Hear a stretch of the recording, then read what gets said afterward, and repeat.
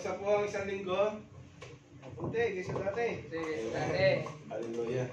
So, parang may kumukontra dun sa Zoomliner eh, no? Hindi naman.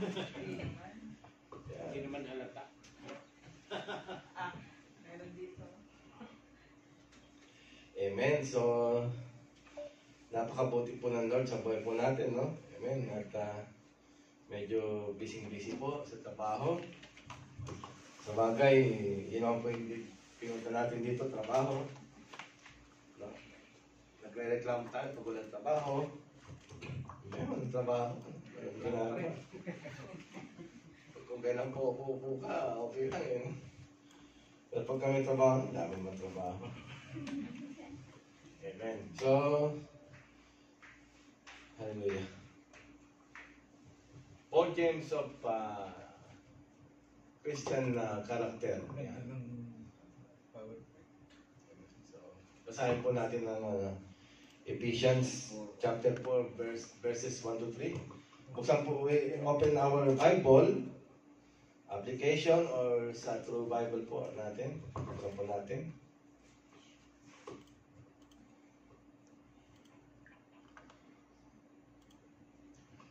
I, therefore, a prisoner of the Lord, urge you to walk in a manner worthy of the calling to which you have been called, with all humility and gentleness, with patience.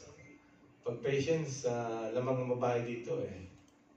Bearing with one another in love, eager to maintain the unity of the Spirit in the bond of peace. Amen. So, napakaganda po ng teksto po for today. Are we blessed po? Amen. Amen. So, let's pray. Let's bow our head. Lord, thank you so much sa mga oras ito. Thank you, Lord, for your word for today at nawa yung pagpalain ito at sa lahat po ng mga makakarinig po nito, Lord God, ito po ay may pamuhay ng ayon sa iyong pag-ibig. Amen. Lord, thank you so much, Lord God. Guide me, use me as an empty vessel. At Lord, forgive my sins, Lord God, sa mga oras ito. And make me worthy, Lord God, to deliver your word for today. Lord, thank you so much. Apart from you, I cannot do anything sapagkat ikaw ang Diyos ng kapangyarihan ng aming buhay, Lord God, na makapangyarihan sa lahat, na may lalang ng langit at lupa, ang Diyos ng pag-ibig, na hindi nagbabago noon ngayon at magpakailanman. Ang Diyos namin na siya pong Lord God na nagbigay ng kaligtasan, Lord God, sa buhay po namin.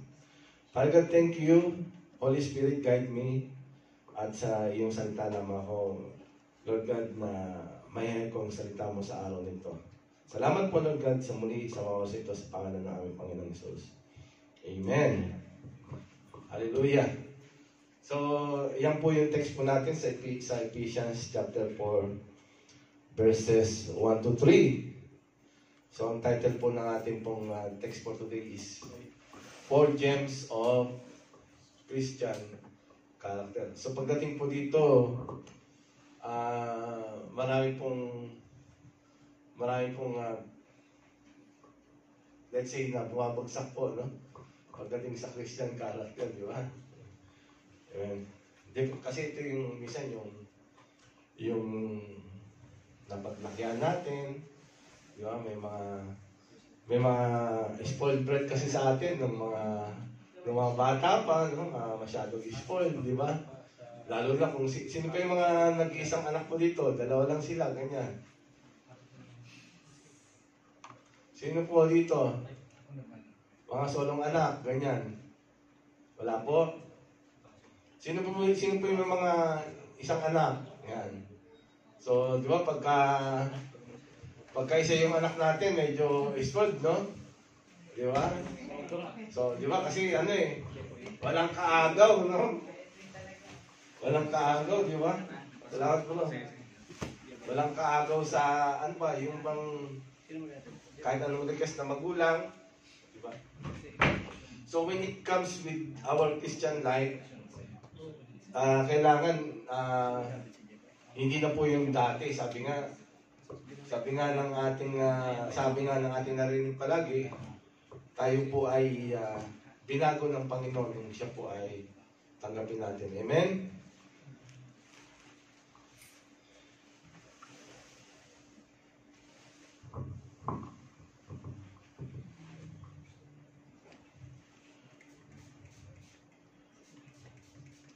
Sa atin po, ano pong... Amen. Punta tayo po sa... Sabi dito,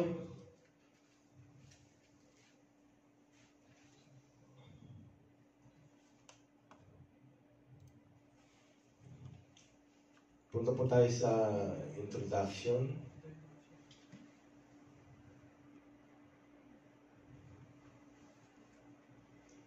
Many of us aware of the five finger, no, plan of salvation.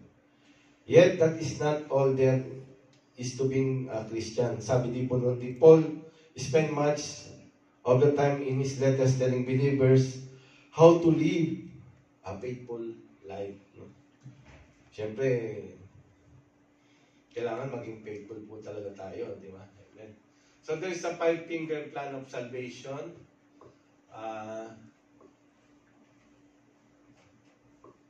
Yung sa maliit po, no, makita po natin, no?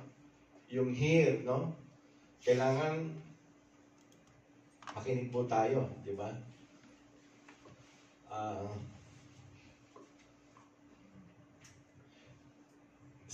Basahin ko muna, no? Such is the case as we come to this passage sa Ephesians, no? So here, sabi nga po dun sa John chapter 5 verse 24, kailangan po na tayo po ay makinig. Amen. Kasi kung hindi po tayo marunong makinig, ay hindi po tayo matututo. Sabi po dito, katotohanan sinasabi ko sa inyo, ang dumirinig ng aking salita at sumasampalataya sa Kanya na nagsugo sa akin ay may buhay na walang hanggan at hindi mapapasok sa paghatol kundi lumipat nasa kabuhayan mula sa kamatayan. So we need to listen, no? To listen, to hear, kailangan po na makinig po tayo. No? Ito yung sa five-finger plan of salvation. Believe, kailangan maniwala po tayo. Diba? Kasi kung hindi po tayo maniniwala, ay paano tayo mananampalataya? Diba? So kailangan maniwala po tayo. Makikita po natin sa Hebrews 11:5. Papasok na Hebrew. Okay. God bless inyo. Sige po, basahin na po natin sa Hebrews 11:5.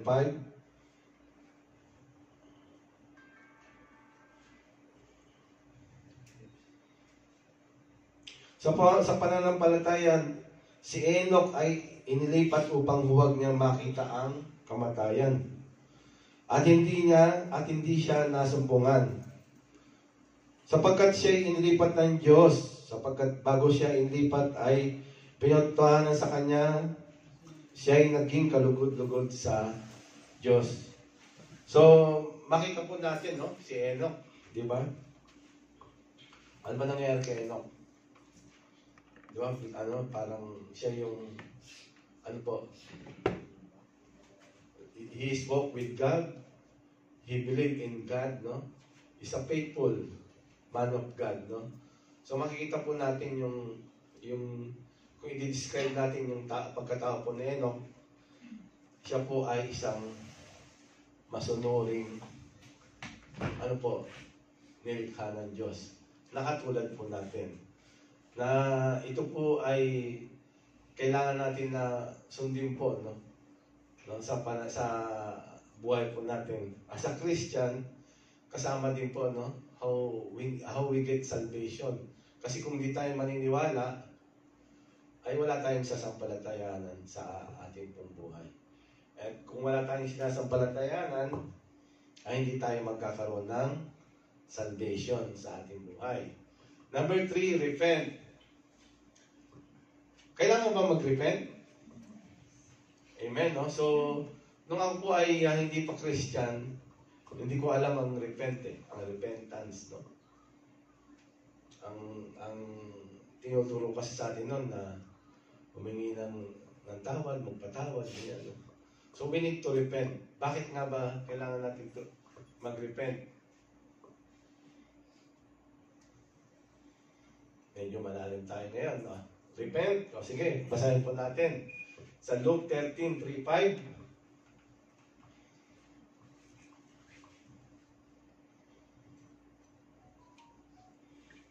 Luke 13 verses 3-5. Ganda po ng technology ngayon, no? Medyo, siyempre, no? Nakakakita tayo ng mga, nakakasunod po tayo, no? Dati po, nakikinig-kinig lang tayo, no? Totoo ba yung sinasabi nito? O, di ba, no? Mga ganun, minsan nagdududa tayo, di ba, no? Amen. So ngayon po, open na open po, no? Luke 13:3. Sinasabi ko sa inyo, hindi tatapat malibang kayo magsisi ay mga mamatay kayong lahat sa gayon ding paraan. Sabi po dito, sinasabi ko sa inyo, hindi dapat tatapwat malibang kayo mga magsisi ay mga mamatay kayong lahat sa gayon ding paraan. So kailangan nandiyan po yung repent. Paano nga ba tayo magkakaroon ng salvation kung hindi po tayo kung wala pong repentance sa buhay po natin. Amen? So, kailangan meron pong repentance, mag-repent po tayo. Lahat naman po tayo ay nagkakasala, no? Sino po dito ang hindi nagkakasala? No one, no? Wala pong hindi nagkakasala po sa atin. And we need to confess. Matthew 10:32. Basahin na rin po natin ang Matthew 10:32 para maunawan pa natin lahat. Matthew 10 verse 32. Yan. Kaya't ang bawat kumikilala sa akin sa harap ng mga tao ay kikilalanin ko naman siya sa harap ng aking Ama na nasa langit. Amen. So kailangan we need to confess that God, Lord Jesus Christ is our Savior. No? Amen. Kailangan i-confess natin ito sa maraming tao upang sa ganon tayo naman po ay kikilalanin naman niya sa harap ng aking Ama. So napaka-importante po na i-confess po natin. Testify po natin na Jesus is Lord ng buhay po natin. So we need to understand o kailangan pala sabihin, yes. Kailangan po natin sabihin yun. Kasi po yan yung kasama po doon sa the 5 steps ng 5-finger plan of salvation. And number, yung sa taas po, baptism. Napaka-importante po ba ng baptism? Amen. So marami pong definition ng baptism. Basahin natin ang 1 Peter 3 verse 21. 1 Peter 3:21. Sabi po dito, naayon sa tunay na kahawig ngayon nagligtas, sa makatwid bagay ang bautismo, hindi sa pag-alis ng karamihan ng laman, kundi sa paghiling ng isang mabuting budhi sa Diyos sa pamamagitan ng pagkabuhay na muli ni Heso Kristo. Amen. So, napaka-importante po yan sa 5-finger plan of salvation. Yung kamay po pala natin, dito lang makikita po natin, no? If we are, kung nandun po tayo sa Bible study, kung tayo po ang nagtuturo, no?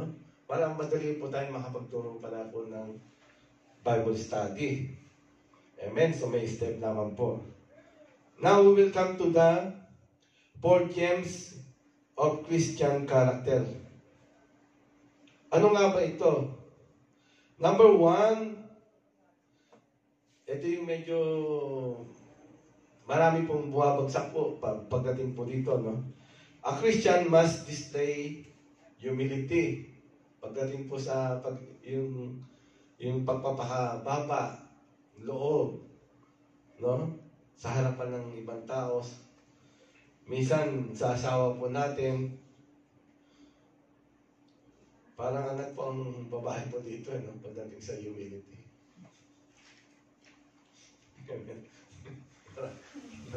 Natawa kayo mga babae. Parang madaling magbigay ng humility is yung mga lalaki. Amen? Lalo na pagka hindi naman matigas, no? Ibang, may word doon eh. Nakalimutan ko. Hindi naman under, di ba? Amen. Under ba yung mga lalaki? Hindi, di ba? Matigas kayo? Matigas tayo, di ba? Opo. Tigasin. Pag sinabi ni Mrs., gawin mo yan. Gawin agad. Sumigaw din siya. Sigawan. Opo. Opo. Pero lalakasan mo rin. Pero sumunod din, di ba? Ang natin yung kababaan loob ng mga kalalakihan eh. Di ba? When it comes sa asawa, di ba? No? Talagang natatawa kayo, ah. So, humility. Bakit nga ba napaka-importante nito as a Christian? Di ba? Kasi dito po makikita yung anong karakter meron tayo bilang isang Kristiyano. Sabi nga, the old has gone and the new has come, di ba? So, kailangan ng changes sa buhay po natin. Kung dating tigasin ka nung kabataan mo, iba na ngayon. Tigasin ka pa rin naman eh. Di ba? Tigasunod nga lang, di ba? Tigasunod nga lang, di ba? Pero nakakikita mo yung pagiging mababa, no? Sabi ko ako, no? Ang lagi ko naman sinasabi, wala namang mawawala sa akin kung magiging humble ka.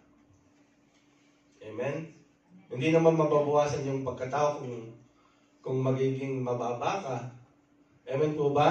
Amen. So we need to understand, no? Kailangan, as a Christians, we need, parang tayong magiging modelo na makita na makita sa atin yung pagiging mababa po natin sa personal life natin at yung pakikisalamuha po natin sa mga kapwa po natin. Sa umpisa mahirap, pero napag-aaralan naman po yan eh. Di ba? Kung dati ikaw ay palaging nagsisigaw, mapag-aaralan mo naman yan na ikaw ay mapagpahinuhod. Diba? Pero hindi naman po pag sinabi na kailangan agad-agad po yan, no? Day by day is in the process sa buhay po natin. Minsan maintindihan natin na nagagawa na pala natin na tayo po ay maging mababa po, no? Yung bang sa pag-uugali, sa harapan ng tao, yung pag-isalamuha po natin, no? So, nandiyan po ang ating pong Panginoon na siya pong gagabay po sa atin. True humility comes when we face ourselves and see our weaknesses, our selfishness, our failure in work and in personal relationship and in achievement. So makikita po natin, no? Sabi nga dito, Christian humility comes from self-knowledge. Sabi ko nga, napag-aaralan naman po ito, no? Kung tayo po ay failure, kailangan ba na mag-aalit tayo? Diba? So dyan tayo tuturuan ng Lord, yung mga weaknesses po natin. Dyan tayo palalakasin ng ating Panginoon. Amen? So kailangan intindihin po natin na kailangan pala na tayo po ay maging mababa, ano? Mapagpahinuhod. At ito naman po yung mapag-aaralan pala ito sa buhay natin bilang isang mananampalataya. Christ as our example. Makikita po natin yan sa Philippians, no? Sa chapter 4.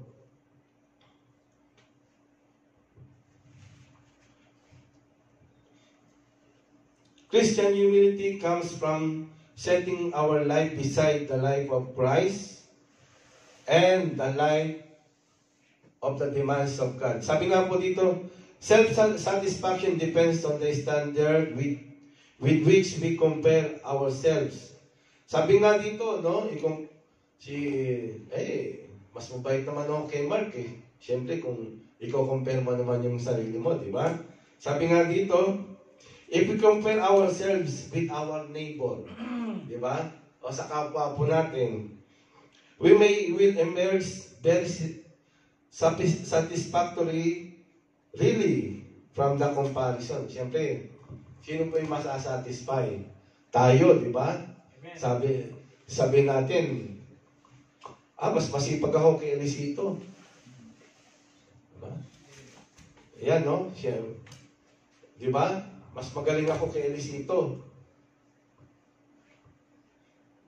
Tama ba yun? Sasabihin natin. Siyempre, magaling, sasabihin naman ng ibang mga kapatid, hindi, mas magaling si Elisito sa'yo. Mas magaling ako dyan kasi mas may talent pa ako na hindi ko pinapakita, no? So you will satisfy yourself. Di ba? Kasi nga, wala namang, hindi ka magpapatalo eh. Sino, di ba? Ang mananalo doon, yung sarili mo. Pero that is not the standard of God He is looking for, no? Sa ating buhay. No? So, hindi natin kailangan na tayo po ay masatisfy sa sarili po natin. Sabi po dito,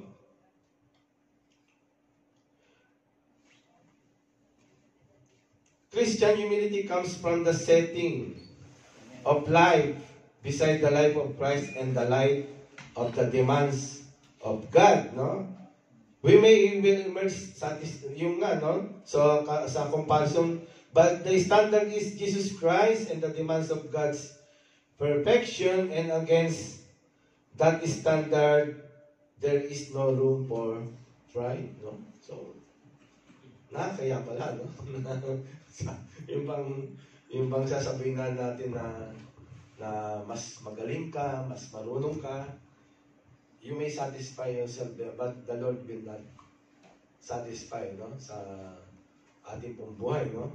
Kailangan, as a Christian, kailangan makita po yung pagiging mababa pa rin sa buhay po natin, no? Yung bang hindi tayo marunong magbalaki sa buhay po natin. Wala naman tayong maipagmamalaki talaga sa ating pong buhay. Dahil ito po ay pinahiram lamang po ng Diyos ang ating pong buhay. Amen? Ang buhay na ito ay pinahiram. Use it for the glory of God. No? Gamitin po natin ito sa presensya po ng ating pong Panginoon. Amen? Maglingkod po tayo. Sabi nga, maglingkod tayo na may kababaang loob. Yun po yung hinahanap sa atin ng ating pong Panginoon. Christian humility comes from a constant sense of our creatureliness. Medyo marami pong ibig sabihin ito, yung creatureliness, no? Minsan yung pagpapalaki ko sa atin, yung paano tayo lumaki bilang isang tao. Diba? So makikita po yan sa atin bilang isang mananampalataya, no? Kailangan kontrolin natin yung pag-uugali po natin sa harapan po ng maraming tao. Yun po yung napaka-importante. Number 2, a Christian must display meekness. Meekness yung kaamuan to pagiging maamo, di ba? Kailangan yung bang, as a Christian, kailangan makita sa atin yung talagang yung kababaan loob eh.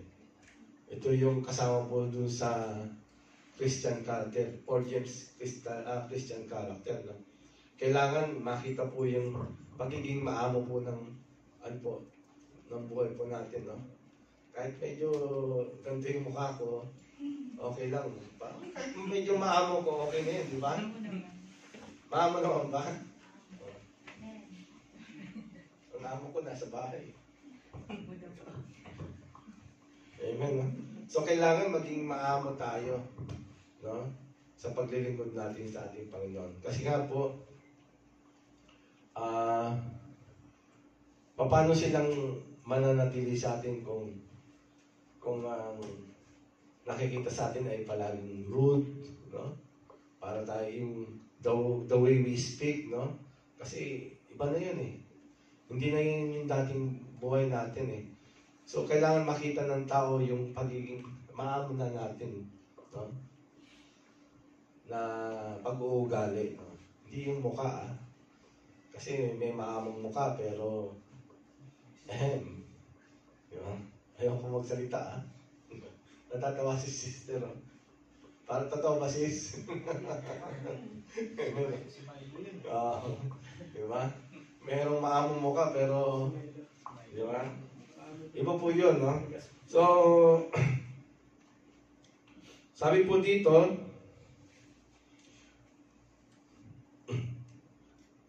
Aristotle defines the Greek term as the mean between being too angry and never being angry, no? The term is also used of, sabi nga dito, yung domesticated animal. As such, some scholars say that meek man is one who has instinct and every passion under perfect control. Sabi dito, since perfection is out of our human reach, I believe it is safe to say that a meek person is not one who is self-controlled, but one who is God-controlled, no? So, yung tao palang na yung bang maamo, no? Yung bang mabait, let's say mabait, di ba? It is God's control, no? Hindi yung sa sarili niya, no? Madali naman kasi magbait-baitan, di ba? Pero yung pagiging natural na talagang ikaw ay maamo, mabait, it comes from the God, no? From our Lord, no? Yun yung nakikita sa atin, no? Imagine, example po natin dito ang ating pong Panginoon, di ba? Maamo. Amen, no? Kahit na siya po ay pinagsasalitaan ng mga tao during his days, no? Nung nandito po siya sa lupa, no? So makita po natin yung pagiging mababa ng ating Panginoon. Amen? So which is important na ito po ay malaman po natin, no? Kasi nga, wala tayong may pagmamalaki talaga when it comes humility, meekness. Sa harapan ng Panginoon ay hindi tayo pwedeng magmalaki. Kasi nga po, Jesus Christ, no, himself, ito ay nagawa niya during his days na nag-stay siya dito sa nung siya po ay nangangaral, no? Nakita natin na nililipak siya ng mga tao, pinag-uusapan, di ba? Marami sinasabi sa kanya, pero minsan hindi nagsalita ang ating Panginoon, no? Even yung siya po ay ipinako sa krus, makita po natin, hindi po nagalit ang ating pong Panginoon. Bagkus, yung pagmamahal ng Diyos, yung pagmamahal ni Jesus, ang kanyang pinakita, na kahit anong gawin sa kanya ay hindi siya nagsalita o nagalit man lang. Sa atin po, napakahirap po nun. Kaya nga po, dapat sa atin, yung Christian character ay makita sa atin sa paglakad natin, no? Dito po sa mundong ito. Hindi natin kayang, sabi nga, hindi natin kayang i-compare ang sarili natin sa ating Panginoon. The Lord is Lord, no? Amen. Napakalayo po natin. His thought is not our thought, sabi nga, no? So wala pong pareho po.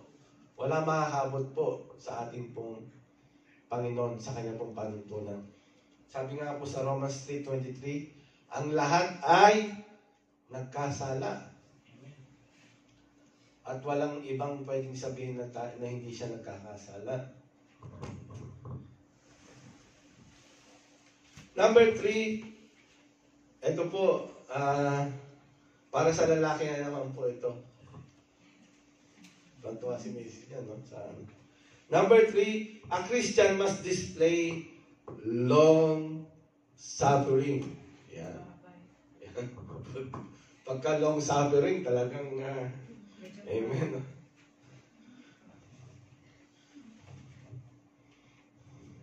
Baka naman nagsisisi kayo, amen. Long suffering, no? Nagtamasa ka na ng buhay na maganda. Amen? Binigay sa'yo ng Lord yan, eh. Diba? I'm not talking about yung sa ano, no? Pero long suffering, kailangan ba ito sa buhay natin as a Christian? Diba? Amen? Kailangan po, no?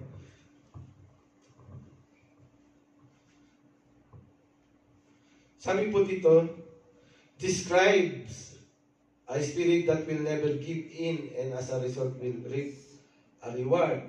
Amen. Literally, it means patience with men. Long suffering, pag pinag-usapan po ang long suffering, ay ito po yung nagiging palaging topic, no, sa buhay natin, long suffering. No? Hanggang kailan tayo makakapag-pasensya, di ba? Diba? Kaya ba natin na tayo po ay magpasensya sa buhay po natin? Yung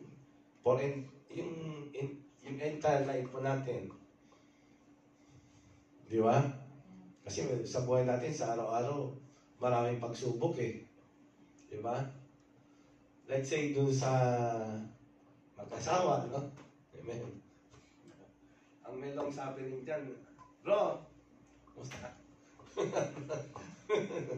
ang may long suffering dyan, di ba, lagi yung, sabi nga, kailangan ang lalaki, bago ka mag-asawa, kailangan yung long suffering, alam mo yan. Di ba?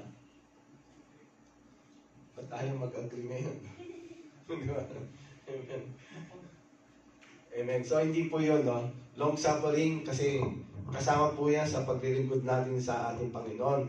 Kailangan manatili tayo sa presensya ng ating Panginoon. Kailangan hindi tayo umalis sa presensya ng Panginoon. Amen? Paano mararanasan yung long suffering? Bago kang Kristiyano, katatanggap mo pa lang sa ating Panginoon, nakarinig ka na ng mga salita ng Panginoon, na ito ay tumagos sa iyong puso, tinamaan ka lahat. How much more na maglilingkod ka pala sa ating Panginoon. Amen? So, long suffering, dadanasin po yan, no? Kami po ng tatay nyo, yan, no? Long suffering. Mga pinagdadaanan po namin yan. Pagdadaanan nyo po yan, at yan po ay habang tayo po ay nabubuhay. Long suffering will not stop today, tomorrow. Ito po ay kasama po natin sa buhay po natin. As a Christian, iba tayo sa mga hindi po mananampalataya. Long suffering, kailangan makita ito sa paglilingkod natin sa ating pong Panginoon. Di ba? Kasama ito doon sa 4 na karakter na binigay sa pag-aaral po natin sa mensahe po ng ating Panginoon sa araw ito. Bakit nga ba? Bakit inunang humility? Diba? Without the humility, hindi mo kaya ang long suffering. Amen? Hindi mo kaya yan. Kung sa humility pa lang ay hindi mo na kaya, yung pagiging mababa, how much more? Long suffering. Diba? Amen? Baka sa paglilingkod pa sa ating Panginoon in the long run, sabi nga, hindi tayo pwedeng magpahinga. Hindi tayo pwedeng mag-pause. Hindi tayo pwedeng mag-quit. As a Christian, di ba? Nandun ka na eh. Di ba?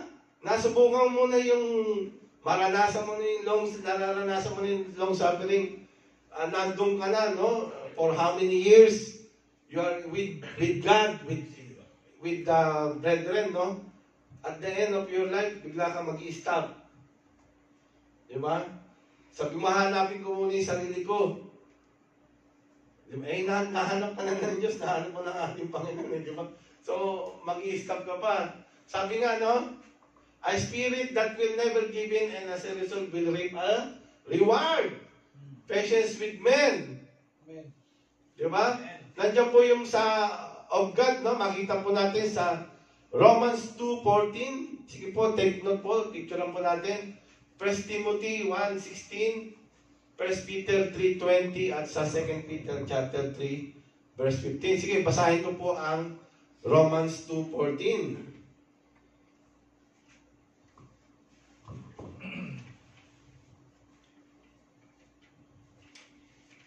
Basahin po natin ang Romans 2:14.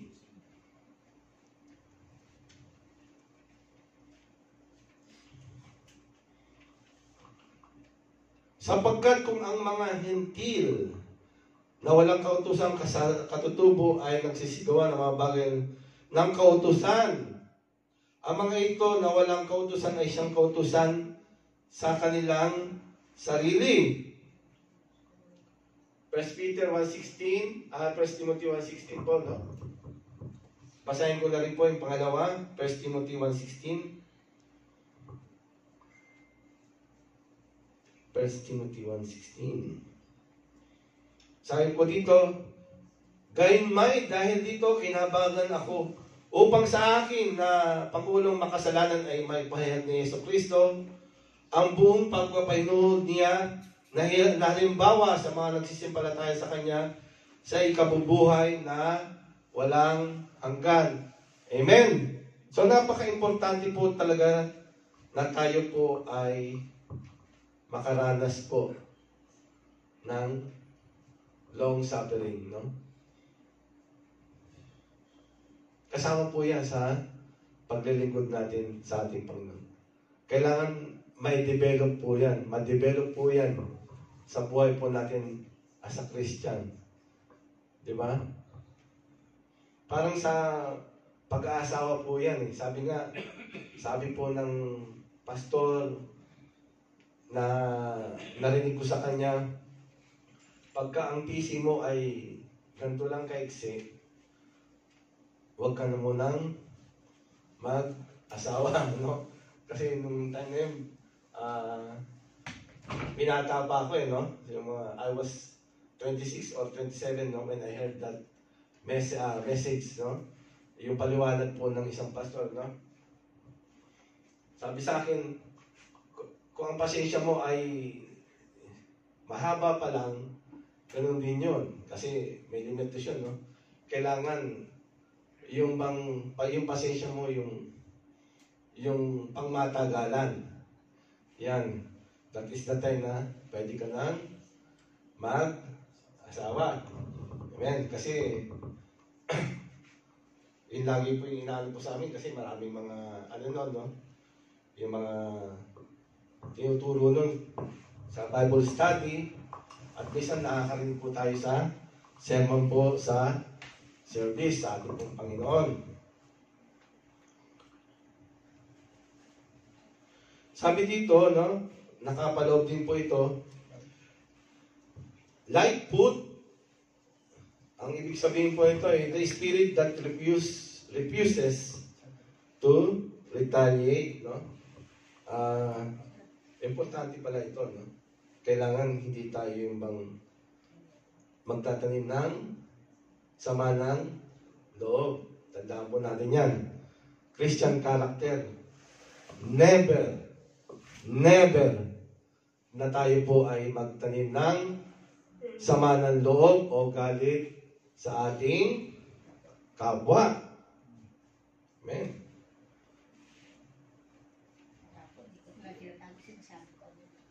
Amen. So napaka-importante po sa buhay po natin, no? Na makita po sa atin na tayo po ay hindi po nagtatanim ng galit o sama ng loob sa ating kapwa, sa ating pamilya, at sa ating pong mga mahal sa buhay. Which is parang napakahirapan. Pero sabi nga, wala pong mahirap kung tayo po ay nasa ating Panginoon.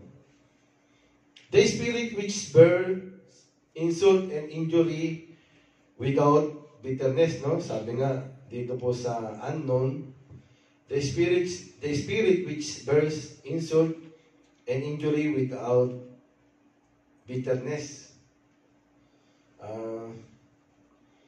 Naalala ko tuloy nung maliliit po kami, no? Kasi noon kasi madali yung naglalaro kayo, no? Ting hapon, di ba? Yung bang yung freedom mo, yung bilang isang maliit na bata, no? Sino po yung madalas na mapaaway po dito nung maliit pa? Amen. So ako po, no? Sabi nga, madalas ako mapaaway noon eh. Kasi di ba, nung araw kasi mas marami ang bully. Mas marami yung nambubuli nung araw kaysa po sa panahon ngayon. Kasi po ngayon, busy ang tao sa social media eh. Di ba? Meron ka pa ba nakikitang binubuli? Maaaring sa school. Pero hindi na masyado, di ba? Kasi ang mga bata ngayon, hindi ka na masyadong naman. Di ba? As long as meron silang cellphone, meron silang tablet, meron silang computer, they don't mind, no? They will play. Maglalaro lang sila, pero yung pambubuli nung araw po ay napakawagas po niyan. Di ba? Nang dahil dyan ay madalas po akong mapaaway, no? Sundukan, ganyan. Uuwi ako ng bahay, may mga kalmot ako dito. Kasi mas masarap pag nakaubad, pagka makipag-away. May mga kalmot ka dito, sa likod.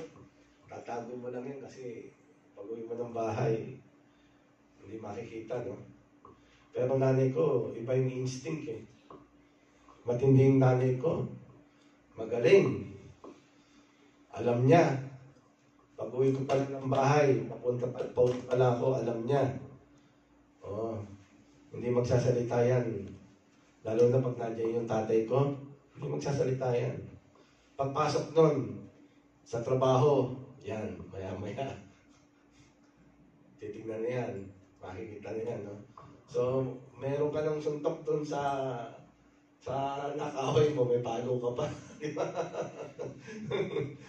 So, during those days lang, no, na yung bang naalala mo lang kasi ang mga bata ngayon, hindi, they're never, no? Wala lang ganun, di ba? Kasi ang mga bata ngayon, solo-solo na, sa bahay na lang, no? Di ba?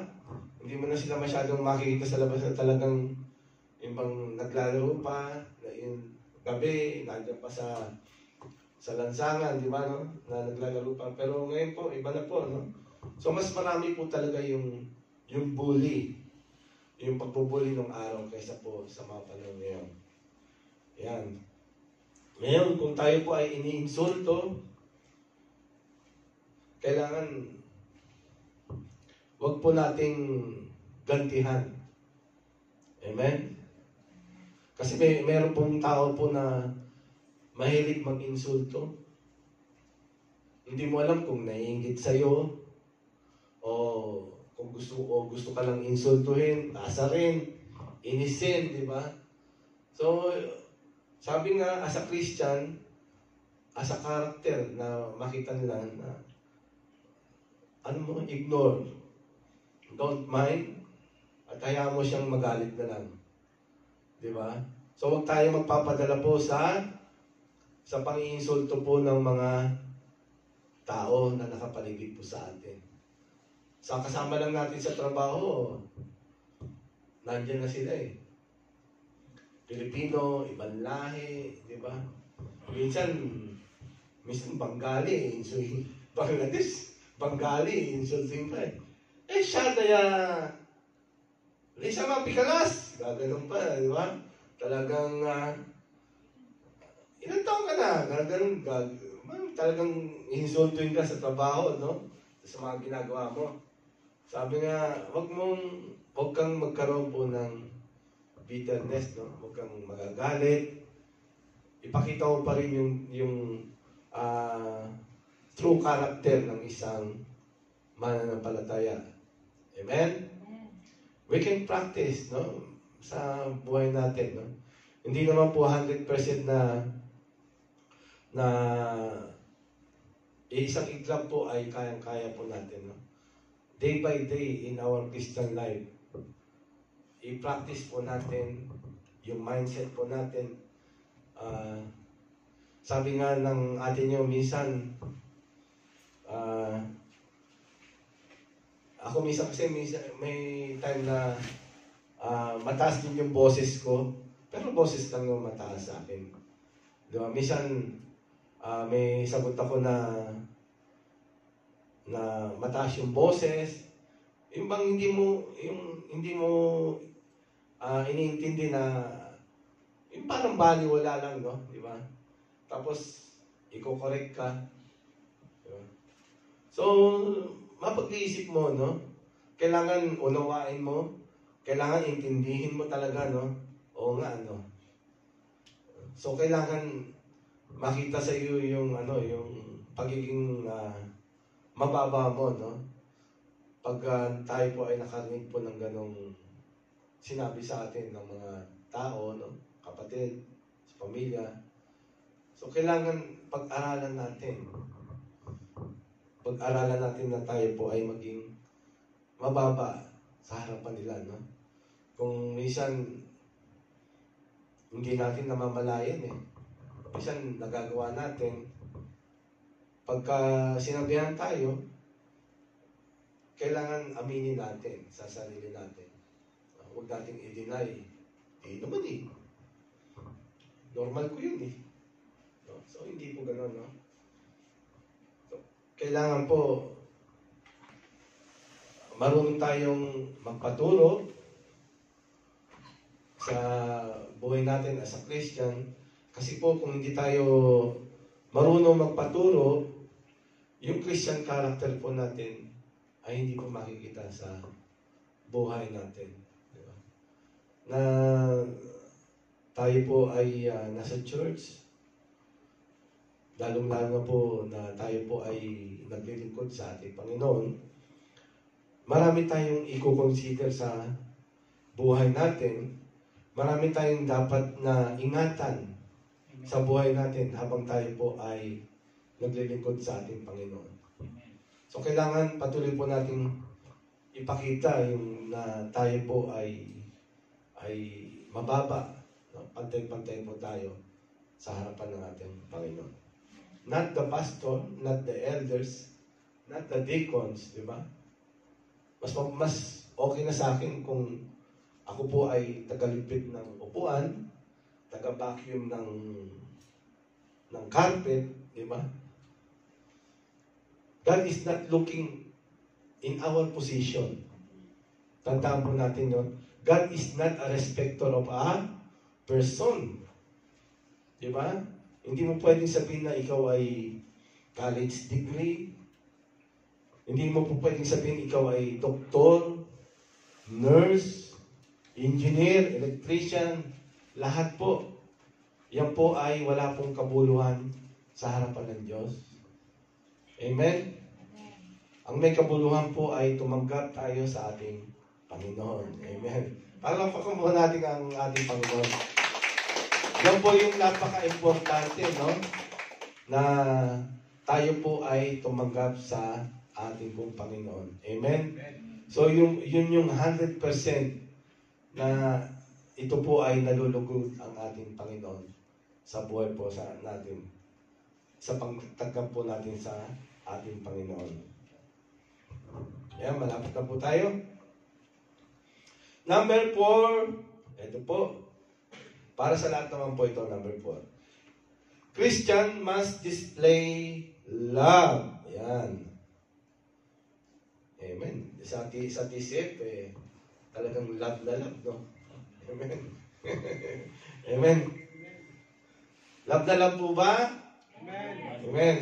So, dito po sa, hindi ko naman po pinagmamalaki ang TCF, no?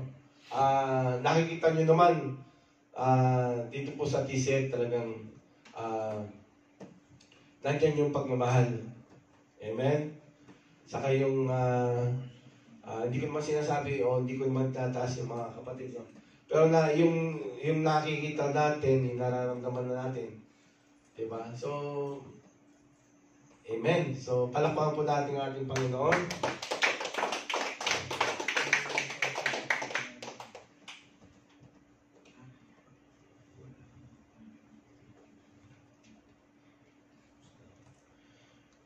Number 1, letter A is, there is a 4 big terms of love, no?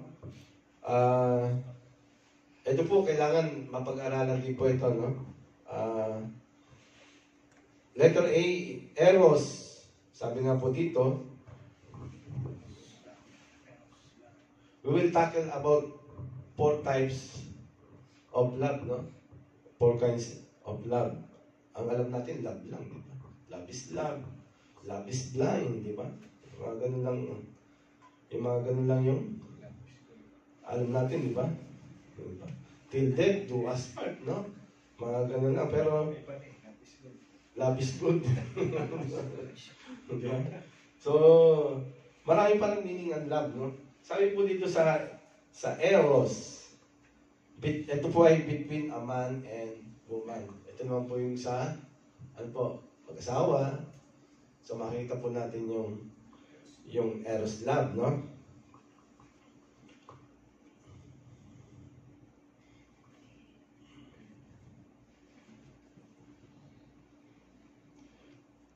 Nandiyan din po yung philia.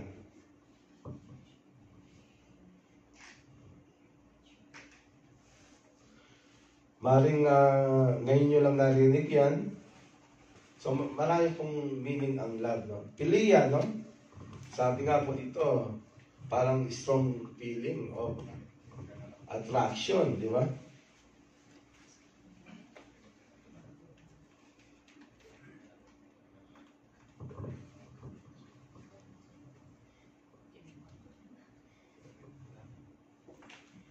Sabi nga, sa Philia, yung friend band, no? Friend band o sa ibang tao, no?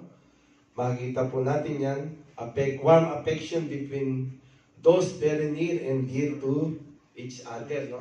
Ito yung sa mga, sa mga kaibigan naman po, no? Warm affection between those very near and dear to each other. Itong storage, no? May storage pala. Amen, no? It is family affection. And the lastly, ito po yung napaka-importante. Ito po ay agape. No? Sabi nga, agape is, alam na alam po natin to. Minsan, ito lang yung alam natin, agape. Ano ba yung agape? No? Agape love, no? Di ba? Ano nga ba yung agape love?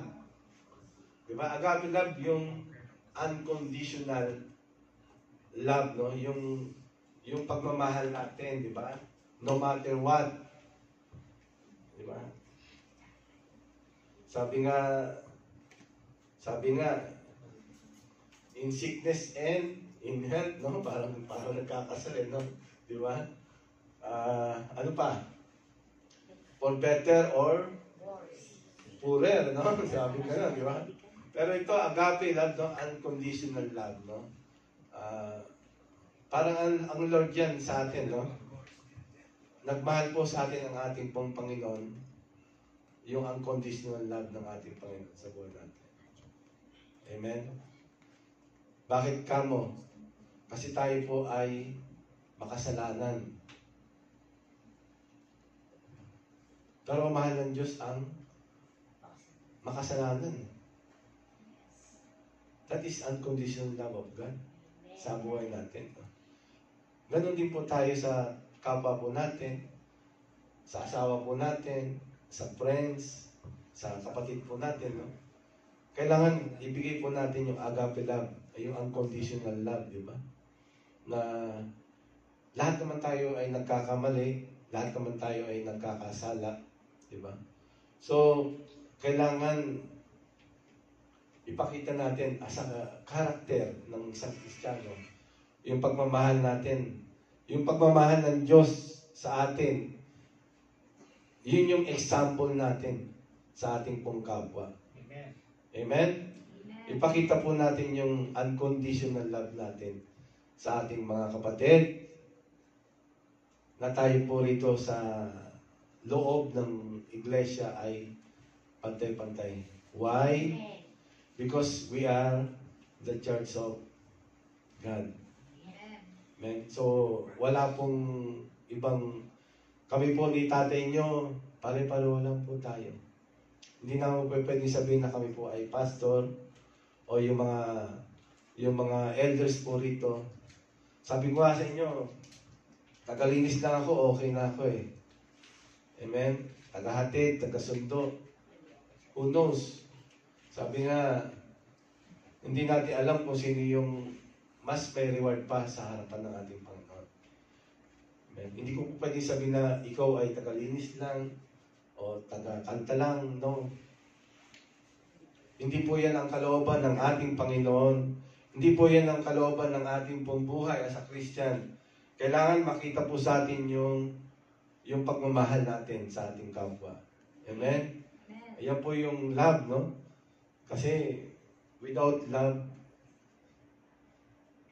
kung wala tayong pagmamahal, ay ano po, ay hindi natin kayang mahalin din ang ating kapwa. Amen. So kailangan meron tayong pagmamahal sa ating sarili at pagmamahal natin sa ating kapwa. Agape love. Unconditional, no? Hindi lang yung bang makikita natin na generous siya, di ba? So, hindi po yun. Hindi po yung bakslihan, no? Kahit makita po natin na wala, ay hindi natin iiwanan. Amen? Bagkus, sasamahan po natin. Amen? Bagkus, isi-share po natin yung blessing ng ating Panginoon. Amen? Sa ating mga kapwa. Napaka-importante po yun. Amen po ba? Amen. Are we blessed? Amen. Yan po ang mensahe ng ating pong Panginoon sa araw nito. Amen. Pagpang ating Panginoon. Sabi nga sa conclusion, nandiyan po humility, meekness, long-suffering, love, and let's work together. Peace and unity. Yan po. Peace and unity. Amen. Yan po. Amen. So, yan po natatapos po ang mensahe po ng ating Panginoon sa araw ito. Are we blessed po ba? Marami po tayong natutunan. Amen. So, yun po yung hinahanap ng ating Panginoon sa buhay po natin. Yung Christian character, no? 4 po yan. Actually, mas marami pa yan, no? Pero yan po muna, 4 po yan. Kasi po, baka 1, 2, mahirapan na tayo. Gawin po natin yan for the glory of God, no? Kasi hindi po natin ito, hindi po tayo naglilingkod sa tao, kundi naglilingkod po tayo sa ating pong Panginoon. Tayo po tayong lahat sa panalangin. Lord, tunay na dakila ka sa aming mga buhay. Salamat po, Lord, sa mga oras ito, sa inyong pong pag-ibig. Salamat po, Lord God, sa mga salita mo na narinig po namin sa mga oras ito. Lord, tunay na dakila ka sa aming buhay. Tunay, O Diyos, na dakila, Lord God, ang iyong pag-ibig sa amin, Lord God. Lord, wala po kami maipagmamalaki sa iyong harapan. Kaya sa mga oras ito, Lord God, patuloy po kami nagpapakakumbaba sa aming mga sarili. At salamat po sa iyong pag-ibig. Salamat po, Lord God, sa mga karakter po, Lord God, Lord, na naunawaan po namin sa mga oras ito, Lord God, na ito po ay magampanan po namin ng ayon sa iyong pag-ibig sa aming mga buhay. Salamat po, Lord God, nawa ikaw po ang siyang patuloy, Lord God, na gumabay po sa amin sa araw-araw. Saan man kami pumunta, saan man kami naroon, pagpalain mo ito, Lord God. Lalong-lalo na po, Lord God, na patuloy pong makita sa amin ang pag-ibig na ibinigay mo po sa amin, Lord God. Lord, thank you, Lord God, sa salita mo na narinig po namin. At ito po ay dalangin po namin na may pamuhay po namin ng ayon po, Lord God, sa pag-ibig mo po sa amin. Salamat po sa mga oras ito. Pagpalain mo yung mga anak na nagbigay ng time para po sa gawain ito. Pagpalain mo, Lord God, ang mga gawa nila sa kanilang mga kamay at ang kanilang pong pamilya. Salamat po sa mga oras ito. May bahagi po namin, Lord God, ang natutunan po namin sa aming pamilya, sa aming mga kamag-anak, kaibigan, kasama sa trabaho, at sa mga nakakasalamuha po namin. Pagpalain mo nawa ang mga salita mo na narinig po namin sa mga oras ito, Lord God, at patuloy po itong mabunga ng ayon, Lord God, sa pag-ibig mo sa amin, Lord God. Ito po ang aming samot dalangin sa pangalan ng aming Panginoong Hesus. Amen.